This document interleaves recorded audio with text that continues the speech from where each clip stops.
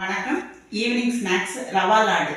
1/2 kilo rava எடுத்து கடாயில் நல்லா வறுத்துக்கோங்க. கை பிடிச்சி பார்த்தா கை பொறுக்கிற அளவில் சூடில் வறுத்துக்கோங்க. ரொம்ப வறுத்துட்டிங்கன்னா ரவா லாடு நமக்கு செவந்தாப்பில் இருக்கும்.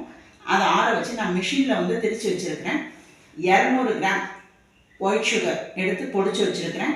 1 டீஸ்பூன் ஏலக்காய் பொடி, முந்திரி பருப்பு ஒரு 3 ஸ்பூனை நெய்யில் வறுத்து வச்சுருக்கிறேன். இப்போ இது எல்லாத்தையும் ஒன்றா நம்ம மிக்ஸ் பண்ண போகிறோம்.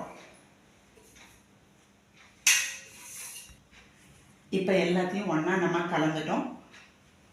ரவை, ரவை, ஒயிட் சுகர், ஏலக்காய் பொடி, முந்திரி பருப்பு எல்லாத்தையும் ஒன்றா கலந்து இப்படி உருண்டையாக பிடிச்சி வச்சா evening snacks rava laddu ready. இதை பிடிச்சி வச்சுருக்கேன். இப்படி கொஞ்சம் கொஞ்சமாக பிடிச்சி வச்சா ஈவினிங் ஸ்நாக்ஸ் ரவா லட்டு. இது 1 மாதம் நல்லா வச்சு சாப்பிடலாம். தீபாவளி பலகாரத்துக்கும் செஞ்சுக்கலாம். பிள்ளைங்க ஈவினிங் லீவில் வீட்டில் இருக்கிறதுனாலையும்